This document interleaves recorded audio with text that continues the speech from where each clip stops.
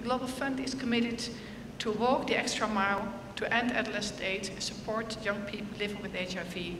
Our commitment is at different levels. The first commitment is on partnership. We commit to work with all stakeholders at country level, and in particular with young people and networks representing young people, to increase the engagement of young people in the development and implementation of programs that target young people. It should not be adults that decide what young people need. Young people themselves must have a clear voice in expressing their needs. Last year, we have developed a youth tool together with UNAIDS and the Youth Network Pact to support young people to engage in global fund processes at country level. The tool is called Making the Money Work for Young People, and that's exactly what we intend to do with the tool. We are also committed to work with countries and all the partners in all initiative to develop and implement programs to better address the needs of young people. And to do that, we have to look at comprehensive approaches and look beyond the boundaries of sectors.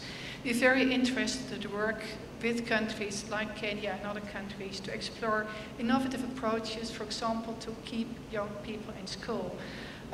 There's sufficient evidence now that cash transfers and other incentives that provide other incentives to keep girls in school not only have very strong and important educational outcomes, they also have huge benefits for health in terms of less HIV infections, less teen pregnancy, they will lower child marriage, they will increase economic opportunities for young women and for the country as a whole. So we're really prepared and committed to look beyond sectors and work with a lot of partners to make this world a better place for young people.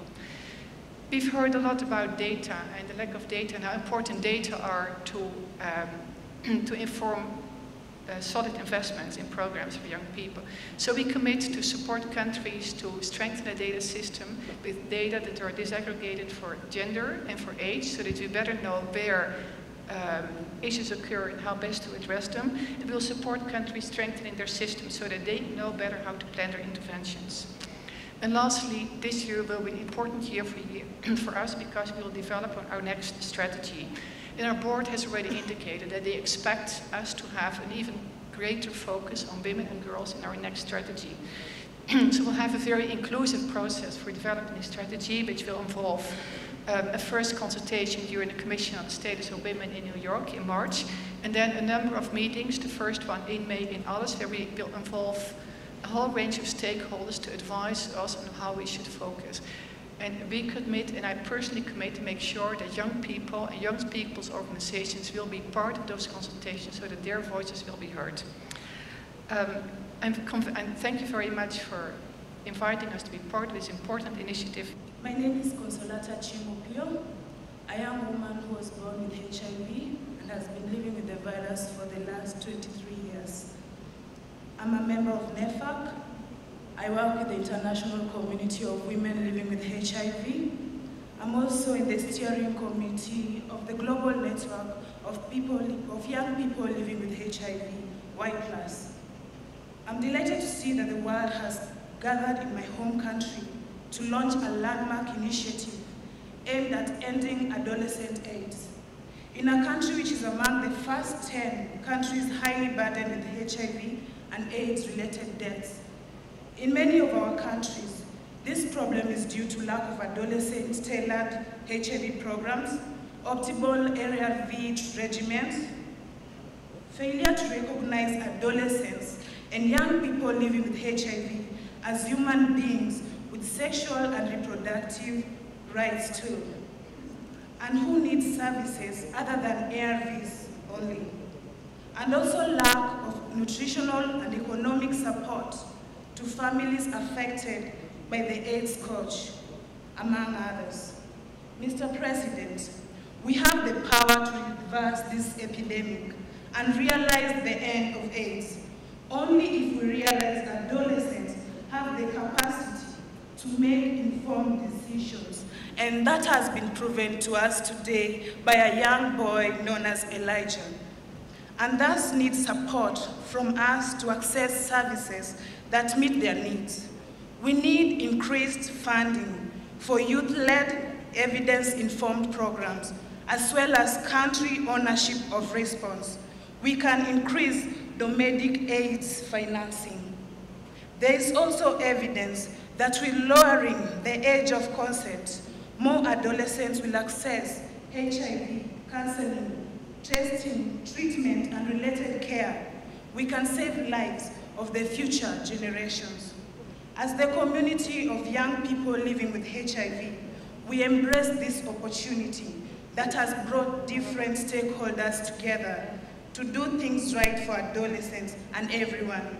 We need adolescent-specific targets in the HIV response and substantial funding for evidence-informed interventions.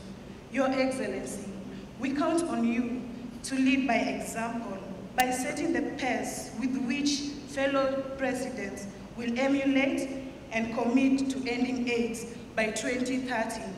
We can't leave this room without a clear commitment or a clear path of action to end adolescent AIDS. Thank you very much. Success in this campaign is everyone's responsibility. Governments, adolescents themselves, NGOs, health workers, parents, teachers, we must all work together to better understand what interventions work, to adapt them where necessary, and to address the root causes of adolescent vulnerability. UNICEF looks forward to working with all of you to help end AIDS among adolescents once and for all. Specifically, over the next 5 years, UNICEF commits to increase in the investment in the adolescent AIDS response and the health and development response for adolescents more broadly. This investment will improve linkage across sectors, health, education, protection, and social inclusion, and strengthen data to sharpen adolescent elements of national AIDS programs, including data assessments and broader engagement with adolescent networks.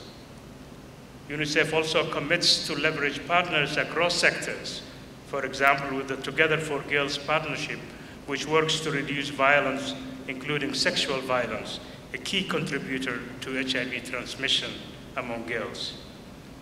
The UN agencies will work closely together to strengthen adolescent health and development overall, and with the Global Fund to help optimize its investment for results among adolescents.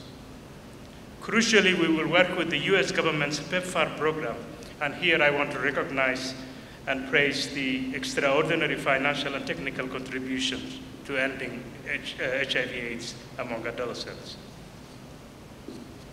Finally, UNICEF will continue to work to eliminate mother-to-child transmission of HIV so that babies are born free of HIV and mothers and infants living with HIV have access to life-saving treatment. The commitments are the easy part of today's launch. Turning them into practical actions and lasting results is the hard part. So if at any time any of us feel daunted by the challenges ahead, please think about Elijah and Lucy. Think of their courage and their example. Because they are proof that with the right treatment and the right support, anyone diagnosed with HIV can live a healthy life. It takes prevention, treatment, and care. It takes Ubuntu. And it takes all of us working in partnership, because when it comes to adolescent AIDS, we are all in together. Thank you. Our win is about transformation. Our win is about changing this reality. It's as simple as such. It's not a health drive, because we cannot face a challenge on this size only with actions on the health area. That's why the UN came so strongly together, as you could see today. From UNICEF all the way to NFPA, with the World Health Organization, all of us together, UNDP and the other agencies, and our partners as well. Because this is the only way to match the size of the challenge. But there is one dimension, President, on this agenda, and if we are ambitious and we believe the win is the opportunity to transform, is the opportunity to take AIDS, but to go further, to develop our societies, to give a better world for the generations that are coming, There is a dimension here that's of fundamental importance, that's a leadership dimension. And that's where we come to with you. Not only in Kenya, because transforming your country, transforming the reality of your people, you are giving all of us at the global level a story to build on, an example to go forward. You are leading and you will take forward your leadership by example, showing others. But more than that, I think your leadership can make your win a reality to people.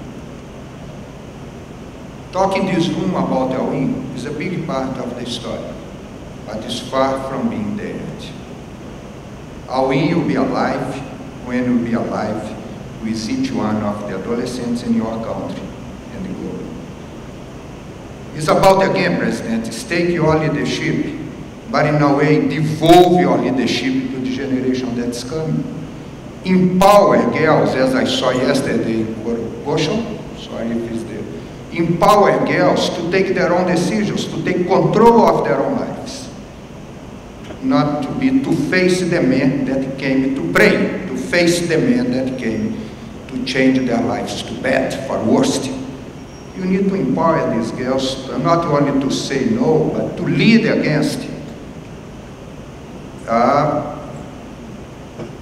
sex exploitation, to lead against all forms of exploitation that are denying any opportunity for this generation to take your leadership in the future.